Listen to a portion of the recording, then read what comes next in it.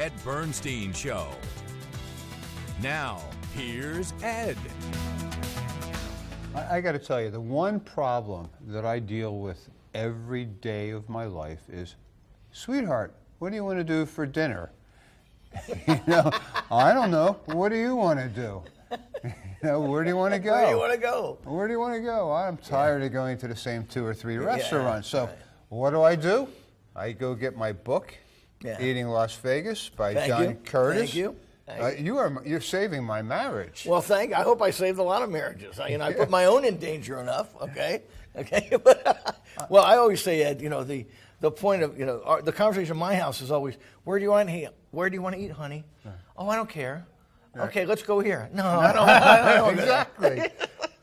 Is that the female condition? Yeah, it's the females. Okay, you don't care? So let's get Chinese food. No, I don't want Chinese food. Not tonight. No. Yeah, and mine is even more complicated because my wife doesn't eat meat. Then it becomes... that would be difficult for me. Really limits it.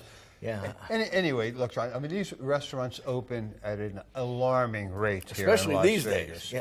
I mean, the turnover and then the new ones. Yeah. I get lost without the John Curtas book. Well, thank you. Well, the Eating Las Vegas book, sadly, it's now a few years out of date, but you can still get it on Amazon, Eating Las Vegas, the 52 Essential Restaurants. But I also have a website, eatinglv.com. And that's current. And I keep that. I update that a few times every year. So try to show people the best places to eat, why I go there, and what I think are the most essential restaurants in town. I've been on a mission of trying to locate the finest pizza place in town. And I have driven, my wife laughs at me, but I've driven 20 miles to go try a pizza somewhere. That's obsessive. That sounds like me. That sounds like me. One day, I went online to the Eating Las Vegas website. Thank you. And I found this pizza place, which I really didn't know if it was OO or double zero. Double zero, yeah. I walk in the pizza place, and who is there eating? Yeah, yours John truly. Curtas and family. Yes. I love Double Zero Pizza. Pie and Pub, I think is the name of it. Yeah, Double Zero Pie. Well, before you get to my opinion, what did you think? Because we walk in, we didn't sit together, but we both ordered a lot. No, I thought it was delicious. I love when the pizza is very, charred on the outside and thin crust. I mean, those are two necessities for me. It needs the right oven to be cooked in. Yeah. My only complaint about that establishment was the parking. Well, it's at Valley View at Spring Mountain Road, which is a challenged parking lot. I mean, it's always full, very difficult. They're pretty much demanding you take an Uber there. Okay, that's how difficult it can be. And the other complaint that I had, I mean, the pizza was delicious. Oh, it's fantastic. But you can't call and order a pizza to go. No, you can't. No, because they only have one oven, I guess, and they can't make them quick enough. Well, it's also that Neapolitan style of Napolitana style of pizza, which is just the wood-fired, that cornichon, they call that charred crust on the outside, and they ferment the dough for a long time. And the idea is they ferment it, they roll it, they cook it, you eat it all within minutes of each other, and it really doesn't travel well. I mean, the experience you would have eating that pizza 15 minutes later at your house is completely different than it is if you eat it literally within a minute of it coming out of the oven. So bravo to them. Double Zero Pie and Pub is one of my favorite pizzas in town and really one of the best. It kind of leapt to the top of the pack the day it opened, and we love it. Terrific. And great appetizers, too. The pizzas are fantastic, but salads, the starters are wonderful there. Yeah. Thank you for the recommendation.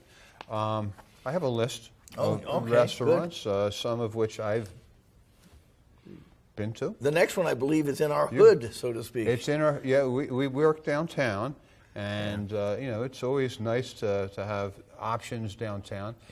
There's this is just the address, 1228 Main. Tells you everything you need to know. Cutting right to the chase. Yeah, exactly. Right, what am I going to find at 1228 Main? Well, 1228 Main is a Wolfgang Puck. There's Pastry Chef of the Year, Sebastian Polycarp. He was Desert Companion's Pastry Chef of the Year last year. And it's a Wolfgang Puck operation. Puck has like half a dozen restaurants in town, but it also does all the baking for all the Wolfgang Puck restaurants, and you can buy all the baked goods, the pastries, the French pastries, the croissant, the tarts, the fruit tarts. Everything here is absolutely top shelf, strip quality stuff, right on Main Street, right downtown in the Arts District. And they've made a huge splash. It's open for breakfast, lunch, and dinner. And they have a little pastry shop on the side where you can take home all those things. So it's a place I actually don't go to as much as I want to, because I would have even another 5 pounds on me if I went there as often as I want to. Well, look, I mean, I know I've asked you this before, and we've talked about this in the past, but how often do you go out to restaurants in a week? More than anyone in the history of Las Vegas. I will make that brag. It's brag, not fact. I have cut back to between 5 to 8 times a week now. And my peak, I was 10 to 12 restaurants a week for like 20 years. And I know when you eat, you are not eating based on your cholesterol count, right? I mean, you eat what you enjoy, and you don't deprive yourself of that food. I mean, there's very few people I know that love food as much as you do, but I do know your secret in maintaining. Look, you're not heavy. I mean, you're not. You look okay. I'm not as fat as I could be, nor as thin as I should be. Right, but your trick is balancing by walking. Walking a lot, about 5 miles a day. How many steps do you walk a day? Well, less. I try to go for 10,000. I probably get to 7,000 to 8,000 a day. But, you do more than that. But I probably do, and that keeps me from being really, really heavy. Right. But I also don't eat for appetite. People always, when you've been reviewing restaurants as long as I have, you pretty much stop. You don't eat because you're hungry, because you want to try. You might want to try 8 things on the table. You can't finish anything. You just want a taste of everything and try to put it into your taste memory so that you can write about it later or talk about it later. Yeah, so you don't necessarily finish a meal, even though you enjoy it. I haven't finished anything, a steak, a salad, an entree, an appetizer, in probably 27 years. Oh, that's the trick. Do you take home? I take home a lot, yeah. Some weeks my refrigerator is, those takeout plastic things. You'll see like stacks and stacks. We end up eating a lot of leftovers, but also if you're going to 10 restaurants a week, or even 5 or 6, those things mount. You can't even eat the leftovers. They get stale after a while. So do you find as you get older you eat less? Yeah, I don't. I mean, I've always had an iron stomach, but I fill up a lot faster these days, and then my booze consumption is like 90% of what it was 20 years ago. I still love great wine, but I'm more of a 2 or 3 glasses of, not 2 or 3 bottles anymore. Well, that's a good thing. Okay, some of the other things that you've experienced: aroma, Latin American cocina, which is near Sunset and Sunset, actually on Sunset and I don't know, the Green Valley Parkway. Right. And it is Steve Kessler's spot. It is he's Guatemalan, and he does sort of a Mexican, Guatemalan, Central American food mashup there. There's great moles. There's pork belly right there. Mm-hmm. I mean, stunningly beautiful food. Empanadas he's famous for. And in a tiny little sliver of a space tucked into a shopping center that the foodies have all taken to.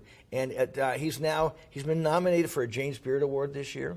Wow. And I think it's one of those places that you really have to go. There's his Cuban sandwich. Mm-hmm. I mean, I've eaten there and just blown away, not by just the taste of the food, by the look of the food. Very sophisticated stuff, priced to sell, not super expensive, very casual, but he's made a big hit out of a place I didn't think could do it in near Henderson, near Green Valley. They didn't show the photo, but I know that one of the photos I saw of this restaurant came with, what is it with South Americans and putting eggs on top of everything? The Spaniards do the same thing. Now, I was just in Spain before Christmas, and everything shows up, the appetizer, the main, put a fried egg, an olive oil fried egg on top, everything. It's just a thing. I mean, I like it, I like eggs, but sometimes they overdo it. I'd rather have an egg on something than all the caviar these chefs are plopping on. Salty fish eggs do not go with everything. no matter what some chefs think,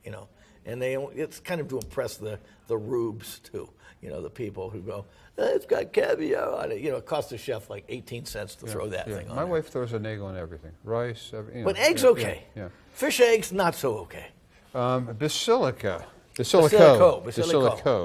This is a Francesco Di Caudo, who used to be at Ferraro's, one of our favorite old-time Italian. Sure. He's opened this place in the Southwest. The Southwest is really booming for restaurants. And Basilico is sort of modern Italian. I mean, he does pizzas and pastas. He does a lot of the classics, but he really, I think, tweaks it up, with little, there's a little fried dough right there with his prosciutto platter. Great picture of that, but he also dresses things up. Another egg for you with your veal with your Milanese veal there, and but it's not your typical Italian restaurant, and I think it's what we need because there's dozens of good Italian, and we needed something more modern. And Basilico is a modern Italian restaurant with a little bit of twist, easy to park in. And it kind of a place that's restaurant starved in the southwest area of town, and I've just been blown away each time I've been to Basilico. Yeah, it's nice, and a lot of these restaurants are more in the neighborhoods, right? Which is where everything is really. If you remember, 20 years ago, even 15 years ago, all people wanted to talk about was the Strip. It was all Wolfgang Puck and Emeril Lagasse and Mario Batali and Gordon Ramsay and celebrity chef.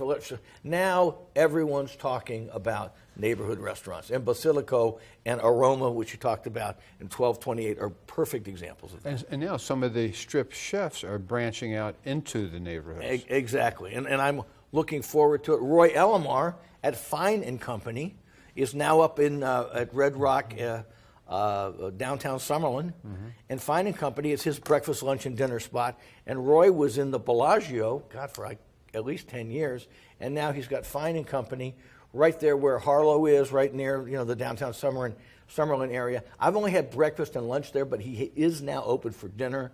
And Roy is a fantastic chef. Again, somebody who does classics, but puts his own little spin on them. Okay, so there's always going to be another egg. There's another egg. Now you're looking. Now you notice it, right? We can't escape all the eggs. But Roy's one of those guys. I mean, his breakfast. I mean, his French toast is to die for, and the sandwiches. He does fresh seafood. I mean, Fine and Company is one of the real local gems, which is an example of Strip chefs moving off Strip and bringing really quality food to the neighborhoods. Peter Luger is a name that people do associate with the Strip. Yeah, now they do at Caesar's Palace. Yeah, for sure. Have you been yet? I have not. Okay, well, do I need to? Yeah. I mean, let me tell you, I get in titanic battles with foodies about Peter Luger because a lot of people think it's old school. I mean, what's wrong with that? Well, but people, in America these days, everybody wants new, different. Peter Luger at Caesar's, the old Rayo's space in Caesar's Palace, and it is a beef emporium. And you go there for that steak right there, the porterhouse, either for 2, 3, or 4 people. And insider tip, the steak for 2 will feed 4. The steak for 4 will feed 8. okay, unless you're dining with NFL linebackers. Okay, fantastic aged beef, aged in a giant meat locker right underneath the steakhouse in Caesar's Palace. And there's the crab cake, which also is, I think, one of the better ones in town. All crab, all lump crab meat, no filler. I think it's one of the best steaks Las Vegas has ever seen. Now, it is old school. It's old-fashioned. They're not going to do any fancy-dancy, fusion appetizers here. It's going to be sliced tomatoes, sliced onions, crab cakes, Caesar salad steaks. But for the steak alone, you've got to go to Peter Luger. You talk about that dish with tomatoes and onions. Does all these restaurants get those vegetables from the same place? Yeah, for the most part. Yeah, people talk about, the sushi here is great. Well, he's getting the same sushi as the guy down the street. I mean, same with meat. I mean, the meat suppliers are different. I mean, you go to a place like Cut in Venetian. He may have a whole different meat supplier than Bazaar Meat does, than Peter Luger does. So there's a lot of major wholesalers. And the fish as well. Okay? Well, right? You go to Milo's is going to be different than other places. I think fish is a little more narrow. I mean, the bandwidth on fish is pretty narrow. And if you're going to do high-end sushi, you're going to get it from just a few suppliers from America and Japan, for example. Meat can come from a variety of places because there's a lot of great cattle bred in America, and the meat suppliers come from all over. So to me, it's more how they age the meat than anything else. You know, the quality of the steaks is always up there, but how they age it and cook it to me is key. I remember in the old days, we used to go, if you wanted a good steak, you'd go down to Fremont Street. Yeah. Right, because it was a Horseshoe or one of the... Horseshoe on the... They had it from Kansas, they would import the meat. I think the top of the Horseshoe used to have a great steakhouse. Is that what you're talking about? And you know, back in the day, Hugo's was a great steakhouse. I can't recommend it anymore. Right, yeah. But and Oscar's downtown still does great steaks, as does Barry's, and Vic and Anthony's. But I just think that they put a little finer because they can charge more money. Places like Peter Luger, Cut, Bazaar Meat, Carver's Steak, Scotch 80 Prime. These places just do it on a slightly higher level. Okay, they also charge slightly more money. Well, and look, when you're going to any of these restaurants that we're talking about, these higher-end restaurants, you cannot get out of that restaurant without spending at least $100 a person for food. It's got $100, $200 a person is the new $100, Ed. Okay. Sad to say. I mean, prices. Without, I'm talking about no liquor. No liquor. I mean, it's like, you know. Like a good steak is what, $70, $80? Is now a good steak is between $70 and $100 now, right. And in most, like a strip steak in most better steakhouses will be anywhere from $65 to $85. So if you're gonna, like the food gal and I, my wife, we never order our own steaks anymore. We get one steak, split it because I love beef, but you can eat too much beef. You know, right. You know, Claudia's right. I mean, you probably beef is not necessarily good for our digestion, so I try to cut back. Plus, it's just gotten so expensive. And don't you get me talking about wine lists. I mean, the wine prices on the Strip are just priced to soak the tourists. They're not for locals right. So if you want to order a reasonable bottle of white or red, what would you order? Well, to get a better price, I would not go to California because they really soak. You know, the big conventionaires here, they all want big California cabs. So I would go to something like a Beaujolais from France, which in spite of coming all the way 6,000 miles from France, is going to be priced a little more gently because it doesn't have as big a market for it, so they don't mark it up as much. And you can find little off-price things like in Argentina, Malbecs from Argentina. Right. I look for like countries that do great wine that don't have the cachet of Napa Valley. Which used to be the opposite. I mean, 20 years ago it was the opposite. You drank a California wine because it was a reasonable price for what the value for what it was. Yeah, Napa Valley's gotten too big for its britches, if you ask me. I mean, the wine quality there is great, but they try to price themselves with the high-end Bordeaux wines from France, and they're never quite there for me. Here's a place I have not been. Sorry, winos. I have not been to Winnie and Ethel's. Also, shame on kind you, of in Ed a Bernstein. downtown area, right? It's right in our neighborhood, yeah. right down the street from your office. Yeah, it's Winnie and Ethel's is a downtown diner in the Hunt Ridge section, right across from the Hunt Ridge Theater, which is always threatening to be renovated. yeah, whatever. I'll believe it when I see it. But Winnie and Ethel's is a wonderful evocation of a 1940s diner right there at the corner of Maryland Parkway and Charleston. And they do amazing breakfasts, eggs Benedict, pancakes, French toast, great muffins, great hamburgers. They do a croque monsieur. They do a club sandwich, which I think is the best club sandwich in town. I mean, Winnie and Ethel's is a real benefit to eating downtown now. It's a real feather in downtown's cap because it's a quality place open for breakfast, lunch, and dinner. It's not super expensive. I think they can buy beer and wine there, but the food every time I've been there has just been fantastic. And of course, a reasonable price. Right? Yeah, and you can get things like old-fashioned things like banana splits. Yeah. They do malted milkshakes. I mean, it's like the kind of place I remember from the 1950s. F.W. Woolworth. Yeah, exactly. It's like a lunch counter place, a little bit elevated. I mean, they have a chef's touch in these places, but Winnie and Ethel's is a real find, and had took off immediately. There was such a pent up demand for this kind of food, casual, kind of upgraded diner so what food. is the crowd? Is it popular. a downtown lawyers for lunch and residents for dinner? You know that John S. Park right behind Hunt Ridge there? Yeah, yeah. Lots of residents there go. They do a lot. They do sort of a businessman's lunch kind of thing, businesswoman's lunch at noon. Very big for breakfast, very crowded at breakfast. So there's a lot of people, younger people, looking for that kind of authentic food, that's just, that hasn't been around for a while. People got too frou-frou with all these modernistic and fusion food. This is just good, gutsy American breakfast and lunch food. Yeah, and it's right by, there's a pizza place over in that area that our Yukon. producer, Christian, likes a lot. Yukon Pizza, right next door. Yeah. I mean, you could it's like 15 feet away. And Yukon Pizza is one of my favorite pizzas, too. Another wood-fired pizza.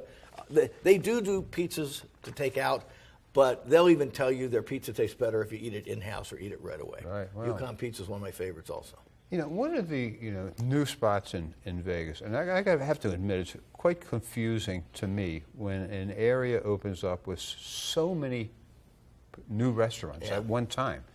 And the Uncommons, I go online, everybody's posting photos. We'll talk about photos in a minute of Uncommon. But I asked for a list of the restaurants. As you can see, it's quite extensive. Let me see. 1, 2, 3, 4, 5. I don't know. There's like 25 different restaurants. At least here. 20. Yeah. Yeah. I mean, so which of these, if any, have you been to, and what do you want to espouse about? I hate to be arrogant, but that's kind of my middle name. I'm sorry. Okay. But I don't do a lot of these 25 restaurants. There, Sun Life Organic, Salt and Straw, Petite Peso, Cavo's Coastal Greek Grill. A lot of these are order off your phone. They have sort of a ghost kitchen in back, right? And you sit down, you order off a QR code, hands-free, and then they bring the food out to you as you sit at the table. I don't do that. I don't play that game. It's just too cumbersome. My cousin once told me, he said, it's great until you just want another Diet Coke. And you go, can I get another Diet Coke? Oh, no, sir. You have to get your phone out, go scroll in, upload your credit card again to get, another Diet Coke. So, but I have been to BS Taqueria, and I've had, and the great Mizunara, which is the Japanese places, which are the ones, and the Raw Bar out there, the Bar Oysterette. And so where you order off a menu, the Raw Bar was great, had great great jamon and great raw oysters. The Taqueria, I think, is one of the best Mexican restaurants in town. And I like Mizunara a lot. Basically ramen, some sushi ramen, casual Japanese food.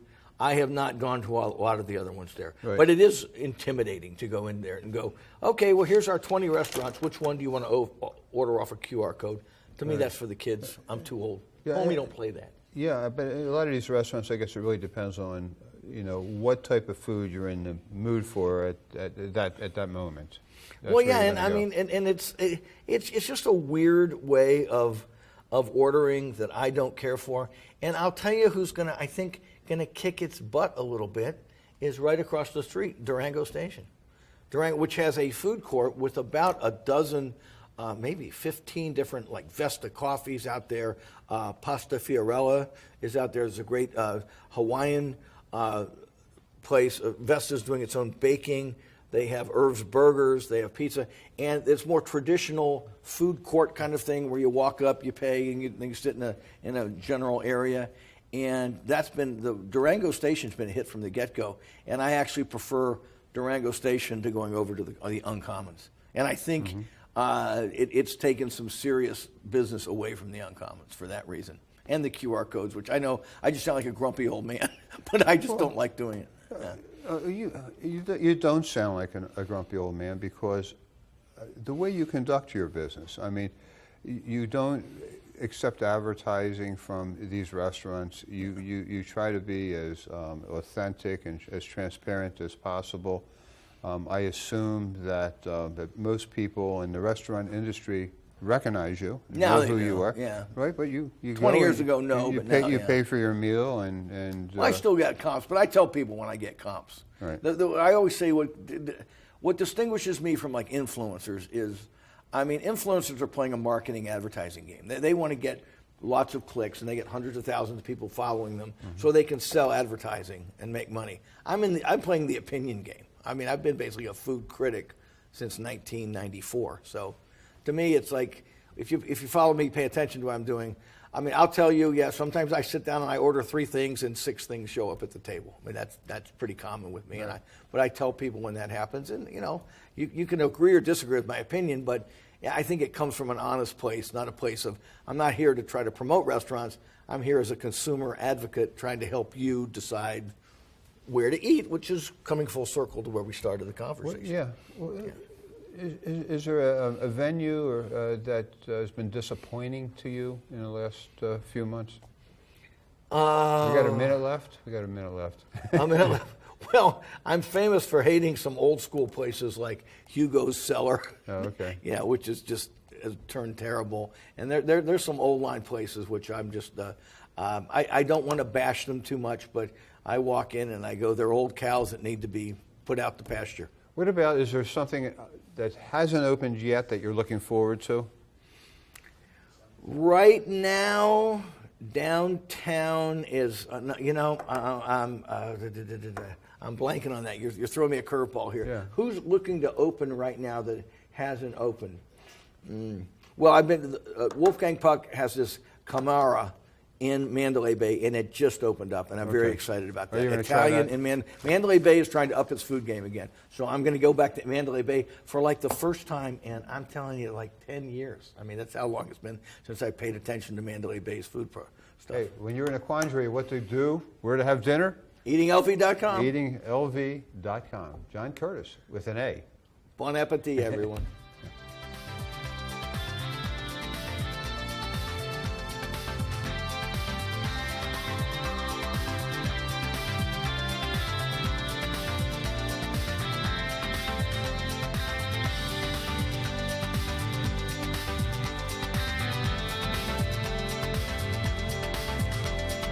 My name is George Tice, and I'm a real client of Ed Bernstein. So I was in a really bad car accident, head-on collision. I had to have surgery, and I needed a good attorney. So I immediately thought of Ed. Ed is tenacious, and he knows what he's doing, so he was my best choice. He cares about his clients, and he cares about the results of the case. The most important decision you can make when hiring a lawyer is choosing the right lawyer for your case. We are that firm.